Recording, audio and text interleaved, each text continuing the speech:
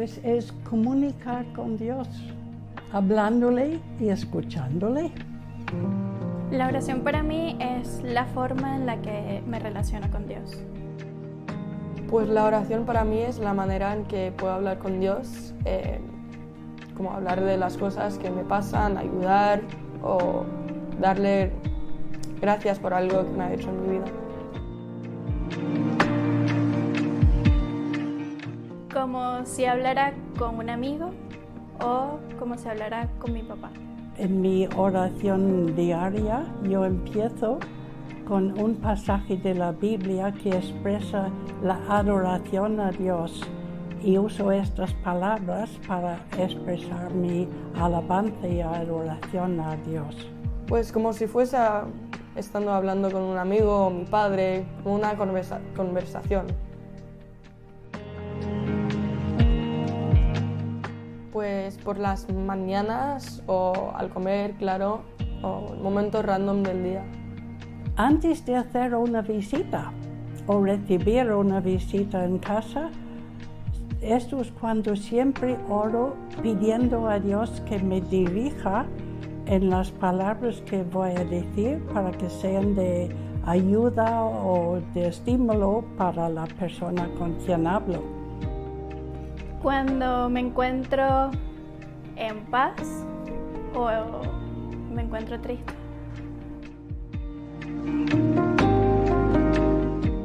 Bueno, yo diría que no me cuesta, me sale en todo momento la oración, pero podría decir que cuando tengo un estrés muy grande, solo hablo de este asunto, este problema, y no estoy orando como normal, estoy clamando a Dios solo por el problema. En momentos de mucho estrés o mucha ansiedad me cuesta más. Pues no lo sé, a lo mejor cuando las cosas se me van bien, como te entras en la mentalidad de que no necesitas Dios tanto. Pero también si es en voz alta, con los amigos o alguien que me podría juzgar por orar.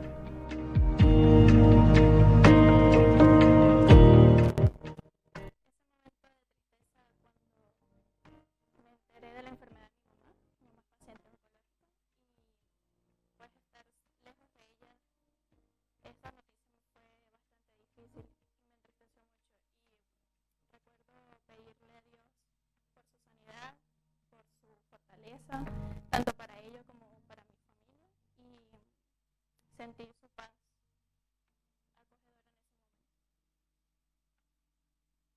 Pues claro, la primera vez que cuando vi mi vida a Jesús, pero también había un momento que estaba leyendo la Biblia y estaba estornudando.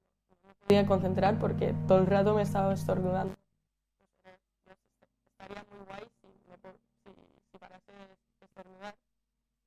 Y lo oré 3 veces y paré. Y después cuando acabé de leer la Biblia, no sé, 10 minutos después de eso, empecé otra vez. Pues hay muchas ocasiones, pero una que voy a nombrar. Yo había llevado 5 años, estábamos casados 5 años sin tener ningún niño. Por fin me quedé en estado y por desgracia estuve expuesta a rubiola sin haberlo pasado de niñez y había muchos problemas. Podría dañar al bebé o incluso que muriera, y estuvimos 3 semanas con angustia en oración antes de recibir la paz completa de Dios para esta situación.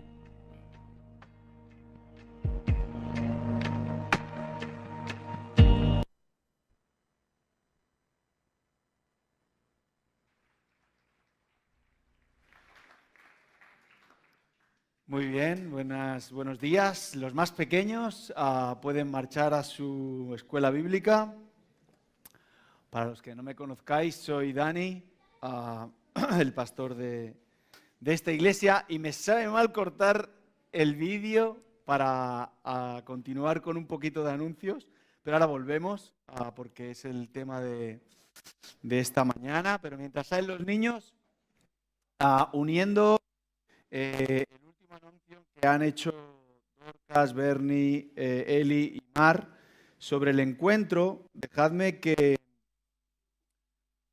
no solo vamos a pasar un tiempo conectados unos con otros, no solo vamos a pasar un tiempo conectados con Dios, sino que nuestro anhelo, y estamos trabajando para ello, es que compartamos la visión de Iglesia para los próximos años en ese encuentro.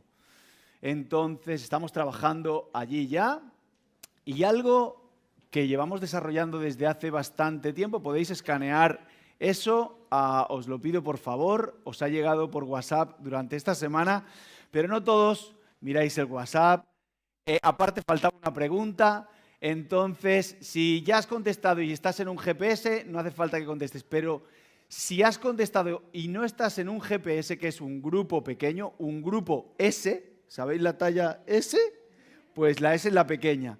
Entonces te animo a que lo cojas, no dura más de 2 minutos, es muy rápido, nombre, sí, no, te gustaría, porque mucho de lo que queremos compartir, los GPS están relacionados, ¿vale? Estamos desarrollando un trabajo y esta es una parte bonita, porque somos una familia grande, en nuestro país es una familia grande y no nos gustaría que las personas aquí pasen desapercibidas. Tenemos un corazón de que hay muchas más personas que conocen a Jesús, que necesitan de Jesús, perdón, y aún y que crezcamos, nuestro anhelo es que seamos una familia en que nos conocemos, maduramos y seguimos sin misión. Entonces, el GPS tiene mucho que ver, así que te pido, por favor, que lo escanees, lo contestes y eso nos va a ayudar a ir preparando el trabajo que presentaremos, esperamos, si Dios lo permite, el 9 al 11 de mayo. Creo que sí, ¿no? ¿No me dejo nada? Muy bien, pues hoy empezamos una serie que se titula La oración. Muy bien, ha sido petición vuestra, de algunas personas que nos insistieron en hablar sobre la oración. Suspiro porque siempre tengo una lucha cuando hablo de la oración. Yo no sé cómo es tu vida de oración, pero yo siempre he sentido una frustración con la oración. Mi vida de oración ha sido siempre nunca llego al estándar que creo que Dios me pide. A mí nadie me ha tenido que hablar de la oración para saber de su poder. Nadie me ha tenido que hablar de la oración para saber que la oración era buena. Yo he nacido en una casa, en un hogar en el que orar, hablar con Dios era lo más habitual que podía pasar. Yo podía llegar a casa y no solo orábamos para comer, eso lo dábamos por hecho, ¿no? Yo podía ver a mis padres orar para dar gracias por algo que había sucedido, como para un tema especial que nos preocupaba. La oración formaba parte. ¿No? He visto cómo Dios ha contestado un montón de oraciones. Con esto, ¿qué intento transmitir? De que la oración formaba parte de mi vida. Ha formado parte de mi vida desde que he nacido. No es algo nuevo, pero también tengo que reconocer que he tenido momentos difíciles en la oración.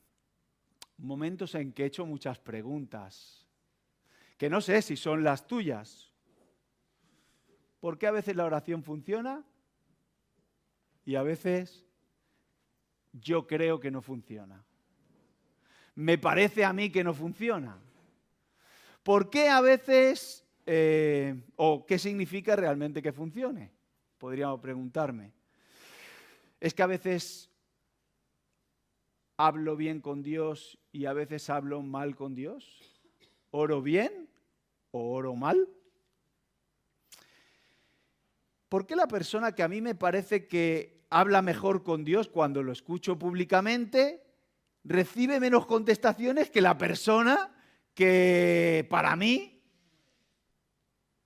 no habla tan bien con Dios. Oye, yo veo aquí mucha oscuridad, ¿no? Es yo que lo pienso, no sé si es que se ha nublado, va a llover.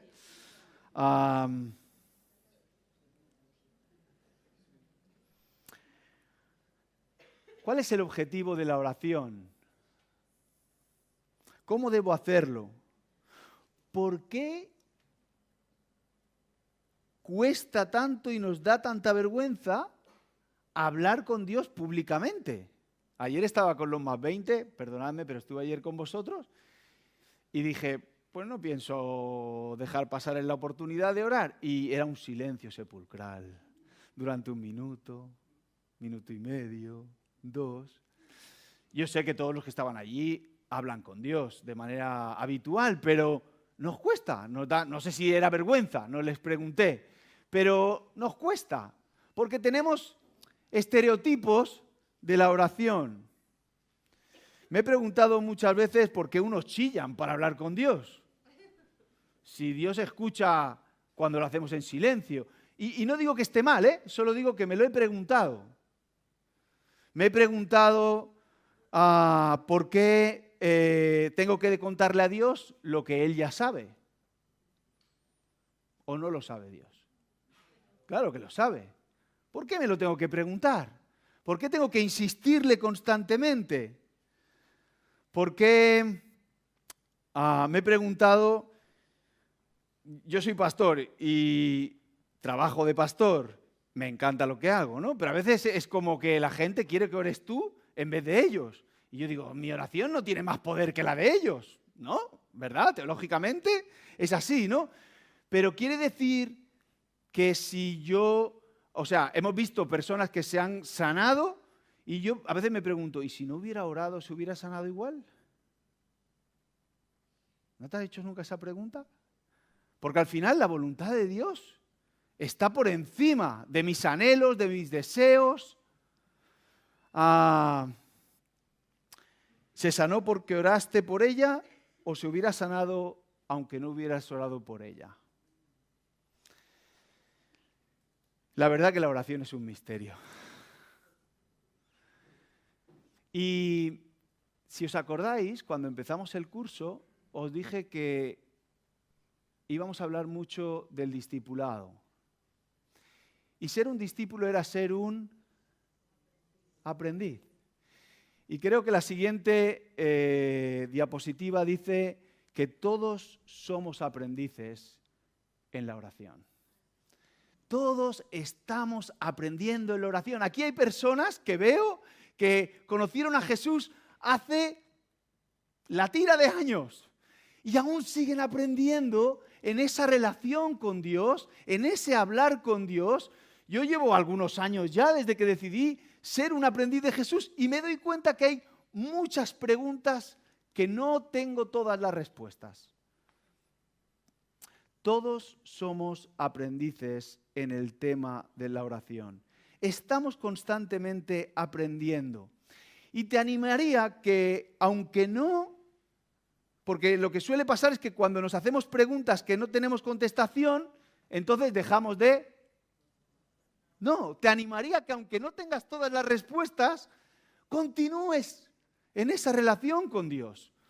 Porque todos estamos aprendiendo. En sí esta serie, la oración, nos va a ayudar a seguir aprendiendo en un tema que todos tenemos que aprender, crecer, madurar y seguir aprendiendo. Lo vamos a hacer en el libro de Samuel. Tenía carga, y esto ha sido a nivel muy personal, llevamos muchos meses hablando de libros del Nuevo Testamento y en las próximas series que vamos a desarrollar nos vamos a ir al Antiguo Testamento. En este curso vamos a ir varias veces al Antiguo Testamento y vamos a ver en la vida de David, como hoy en la de Ana, en el primer libro de Samuel, a hablar acerca de la oración. Esta, no recuerdo el título, el escritor del libro, lo tengo ahí en mi cartera, La vida de oración. Paul Little. Bueno, lo tengo ahí, si queréis luego os lo dejo. Ponlo para atrás, no te vayas, que lo voy a decir. Él define la oración como una relación constante donde hablamos y escuchamos caminando con Dios día a día. Y os comentaba de cosas que he ido leyendo, esto es de Joan Marc Comer en el libro de Caminando con Dios, o el camino de vida, si no me equivoco. Y él habla de 4 maneras de orar. Dejadme que os las comente antes de pasar al primer libro de Samuel, al ejemplo de Ana. La primera es hablarle a Dios.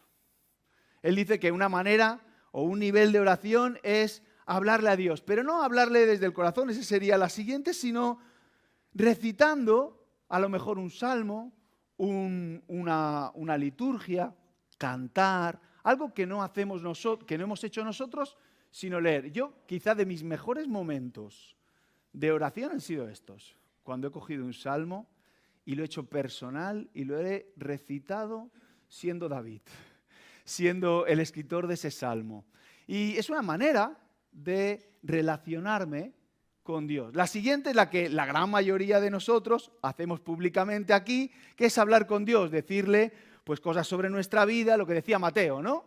En un momento random, pues le puedo contar algún problema, alguna situación, o darle gracias, como decía Andrea, o etcétera, etcétera, ¿no? O interceder o pedir a Dios. La tercera manera o nivel, como él explica, es escuchar a Dios.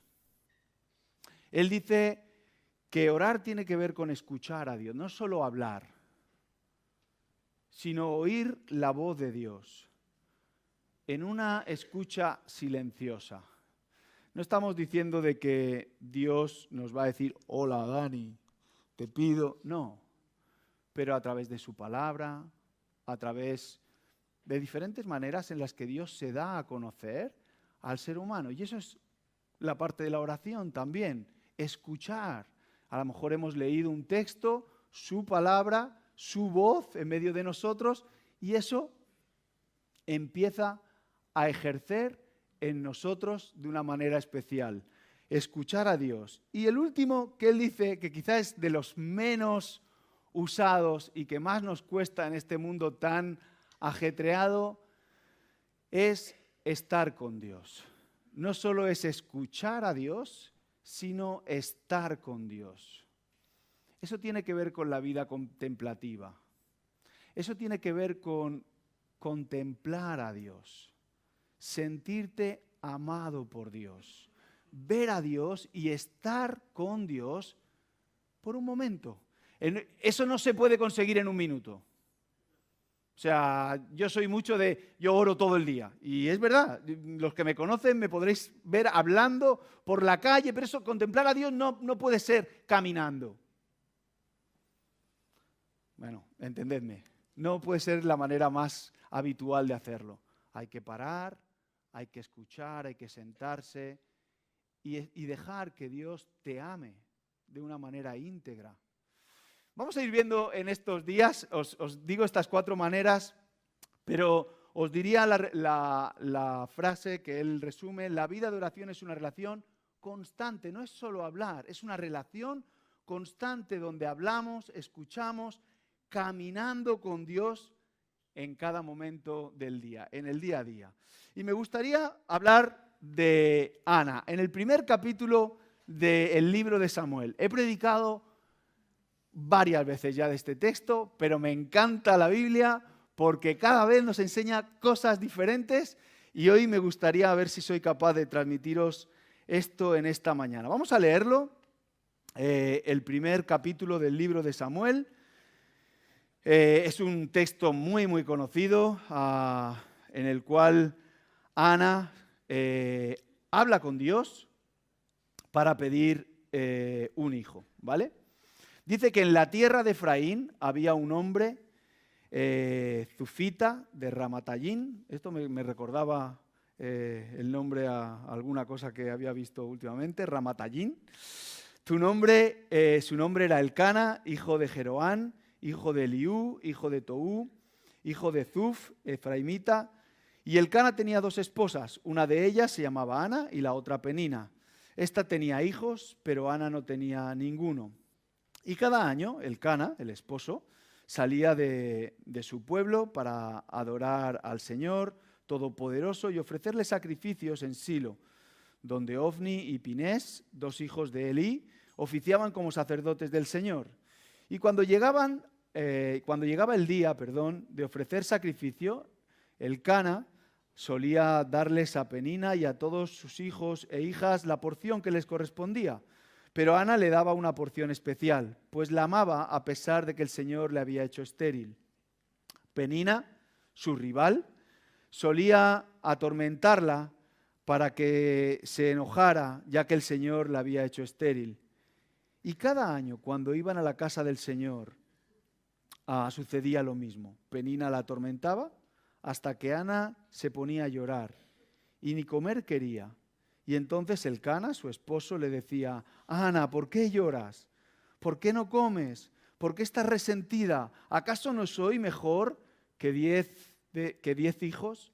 Y una vez estando en Silo, Ana se levantó y después de la comida, y a la vista del sacerdote Elí, que estaba sentado en su silla junto a la puerta del santuario del Señor, con gran angustia, ¿qué dice? Que comenzó a orar. Vamos a hablar de la oración.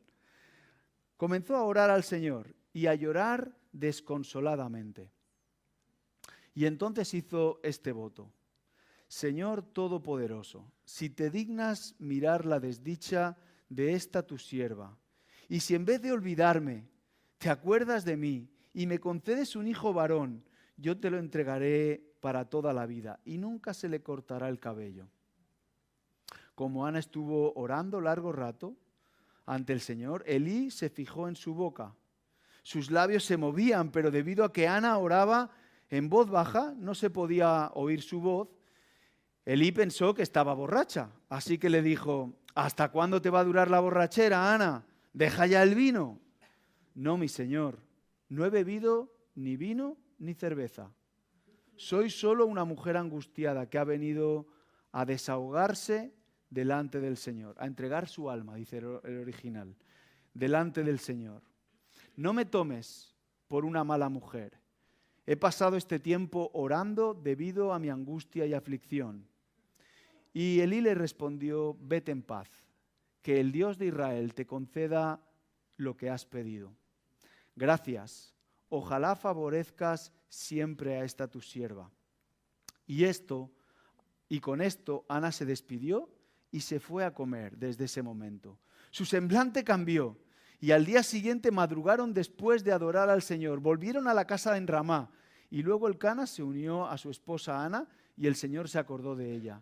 Y Ana concebió y pasado un año dio a luz y le puso por nombre Samuel, pues dijo al Señor se lo pedí. ¡Qué bonito! ¡Qué oración tan hermosa la de Ana! ¿Qué actitud tiene Ana con la oración? ¿Qué podemos aprender nosotros cuando hablamos de la oración y leemos este pasaje, en el que no voy a entrar en detalles porque hay muchos temas que podríamos sacar de esta historia, sino me voy a centrar solo en la oración de Ana? ¿En qué actitud está tomando ella? La primera que encuentro es que ella habla con sinceridad. Ella es honesta. Desde el principio, la oración, ella derrama su alma a su Señor. ¿Sabía Dios lo que tenía en su corazón? Por supuesto que lo sabía. Claro que lo sabía. Y lo sabía desde hace años. Pero ella derrama su corazón. No solo eso, derrama su cuerpo, hay lágrimas. Dice versículo, lo diré, 8, Elcana, su esposo: ¿por qué no comes? O sea, deja de comer. Ana se levantó, versículo 9, pues después de la comida y con gran angustia, 10, y al orar al Señor, llorar desconsoladamente. No quiso comer, había sido atacada, Uno cuando encima de todo lo que está sufriendo, encima recibe presiones, es para decir, ya está bien, ¿no? Ella habla con honestidad. Ella habla desde lo más profundo de su corazón. Ella explica la situación que estaba viviendo en medio de su cultura, una cultura en la que tener hijos daba mucho significado vital, especialmente para una mujer, para una familia. Y Ana no se esconde. Ana es vulnerable. Ana no se esconde ante su dolor, ante su insatisfacción. Ana no tiene vergüenza. Ana se desnuda ante el Señor. Ana es sincera. Ana se muestra totalmente abierta y vulnerable ante Dios. Es genuina. Llora desconsoladamente. Muestra su angustia. Qué bonito que Dios nos rechace cuando hay dolor. Porque a veces pensamos que hay que acercarse a Dios de una manera perfecta. Pero no vemos a Ana de esa manera. No necesitas ordenar tu vida para acercarte a Dios. No lo necesitas. No necesitas limpiar tu vida para acercarte a Dios porque Él nos escucha en medio del caos. Él quiere escucharnos, Él quiere que contemos, que expliquemos, que derramemos, como dice el versículo 15, nuestra alma. Nos desahoguemos.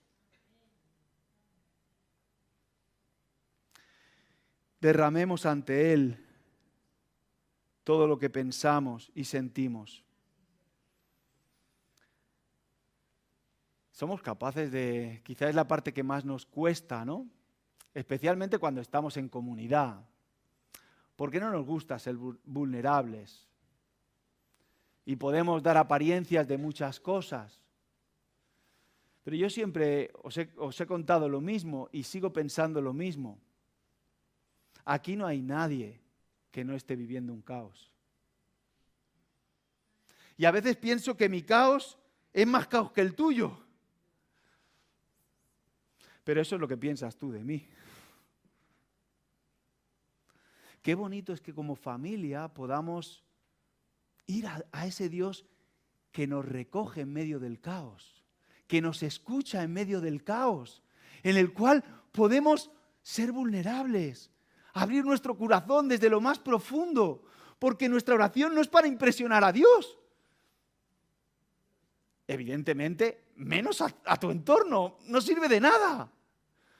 Porque os imagináis que yo os dijera, mirar, mi vida funciona perfectamente, yo soy un tío privilegiado, y empiezo a adornar, y mi mujer que me está viendo y me conoce dice, ¿qué hace este pringao ahí?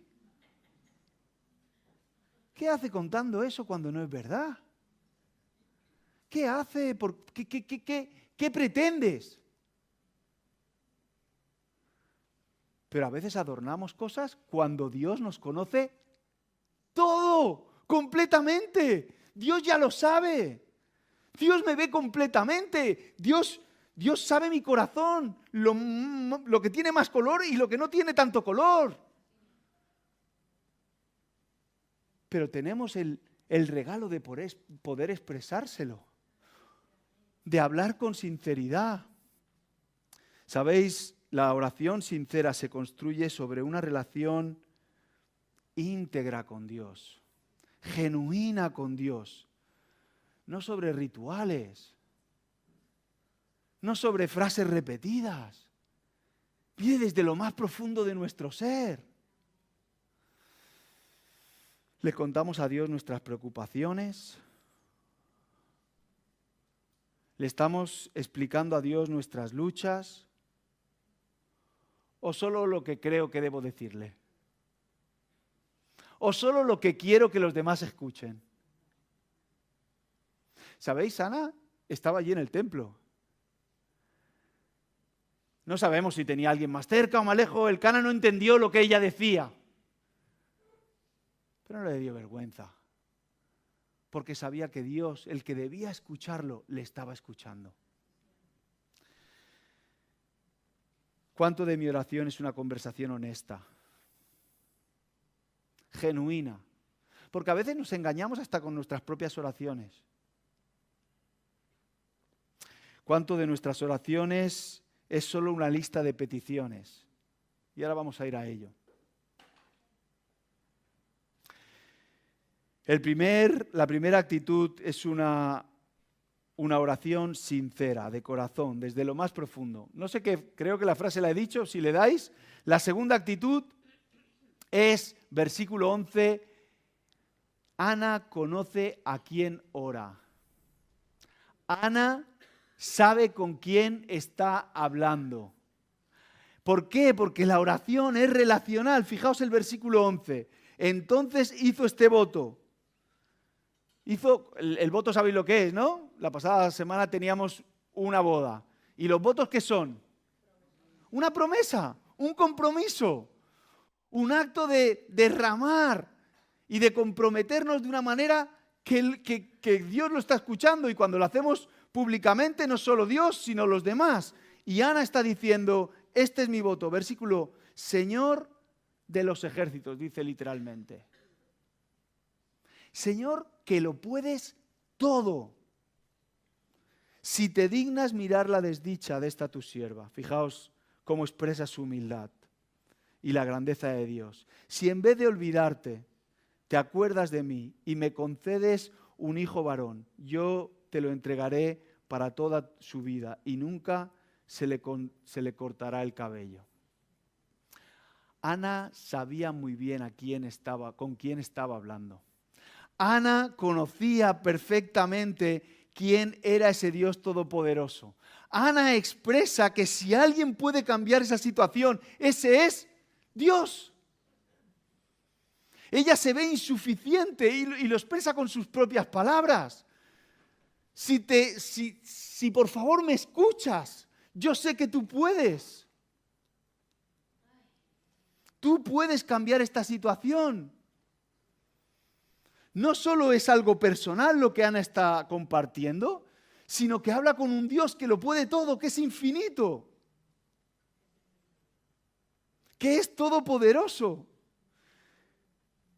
que si lo tenemos que expresar, ¿cómo es? Nos faltan palabras. Todo lo puede. Si alguien podía cambiar esa situación, ese es Dios. Pero no es solo eso. No es solo eso. No solo sabía quién era Dios.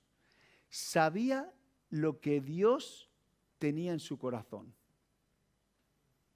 Sabía lo que Dios deseaba para su vida. Me encanta ese matiz.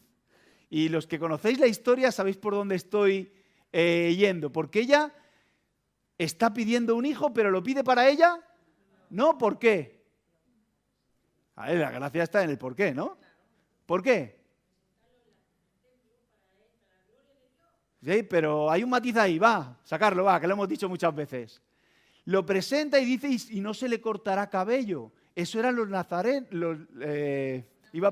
Exacto. Ya no sé repetirlo porque se me olvida. Iba a presentarse para que se quedara para siempre en el templo. O sea, está pidiendo algo que no es para su voluntad y su regocijo, sino para el regocijo y voluntad de Dios. Esto me hace recordar una cosa que quiero... ¿Me he expresado bien? ¿Me habéis entendido? Es decir, Ana no está pidiendo solo para ella, está pensando en lo que Dios quiere. Conoce muy bien a su Dios y pide lo que Dios quiere. Y eso me hace pensar una cosa que nosotros practicamos muy a menudo, sobre todo cuando estamos en comunidad, que es, ¿cómo acabamos las canciones? Las oraciones.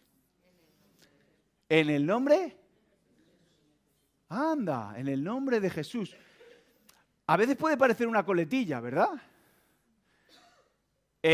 Como he leído muchas veces, esa coletilla nos ayuda a pensar que ya puedo orar yo, ¿no? Dice, ha acabado. Y entonces, pero eso es muy vago. ¿Por qué podemos hablar con Dios? Hacer un poco de teología, ¿va? ¿Por qué Porque Jesús ha abierto el camino. Es decir, yo tengo acceso al Padre en el nombre de Jesús. O sea, yo acabo mi oración en el nombre de Jesús no por una casualidad.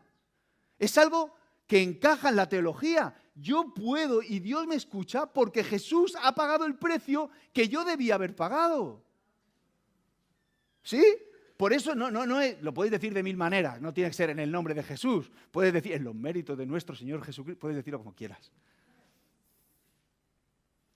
Pero no decirlo, pero ser consciente de que puedes hablar con Dios en el nombre de Jesús. ¿Cómo se relaciona esto con Ana? Porque Ana pide según el deseo de Dios. Cuando estamos pidiendo en el nombre de Jesús, estamos pidiendo lo que a Dios en el nombre de Jesús le gusta. ¿Sabéis? ¿Os imagináis que yo voy a un restaurante y eso suele pasar a menudo? Voy con mi mujer y suena el teléfono. Y yo me levanto de la mesa y mientras viene el camarero a pedir los platos. Y mi familia siempre me dice, no cojas el teléfono mientras estamos en un restaurante. Es verdad. Pero Maika pide la pizza que yo quiero. ¿Cuál creéis que pide? ¿La que le gusta a ella o la que me gusta a mí? Si va a pedir para mí. ¿Por qué puede pedir esa pizza? Porque me conoce. O sea, pide en mi nombre aquello que a mí me gusta. No dice, pues ahora le voy a fastidiar y voy a pedirle la de 4 quesos, que no me gusta. ¿Verdad que no lo sueles hacer? No, porque pide en mi nombre. Yo no estoy en la mesa y le pide al camarero aquello que yo me tomaría. Cuando estamos pidiendo en el nombre de Jesús, estamos pidiendo como Ana, no solo aquello que a nosotros nos gusta, sino en el nombre de aquel que nos conoce. Y para eso debemos conocer a Dios. Porque si no pasáramos tiempo juntos, si no nos conociéramos, si no tuviéramos relación, ella pediría 4 quesos siempre. Porque le gusta a ella. Pero no se la pide porque sabe que a mí no me gusta. ¿Sabemos con quién hablamos? ¿Conocemos con quién hablamos? Es curioso, no me da tiempo, pero fijaos que eso se relaciona con el tiempo. Dice versículo 7, cada año. Cada año sucedía lo mismo. Este libro nos está contando que no era algo excepcional. Además, esto es cogido con pinzas, pero escuchadme, esto, una persona de la edad de Ana se podría haber casado entre los 15 y los 20 años. Es probable, era muy común, no os asustéis, mis hijos no os podéis casar en esa edad, era un Kit Kat, y posiblemente habrían pasado entre 10 y 15 años. Es decir, que la oración de Ana no fue de un año para otro. Estuvo, dicen los teólogos, entre unos 7 a podía llegar hasta 20 años solicitando lo mismo. Esa relación fue creciendo.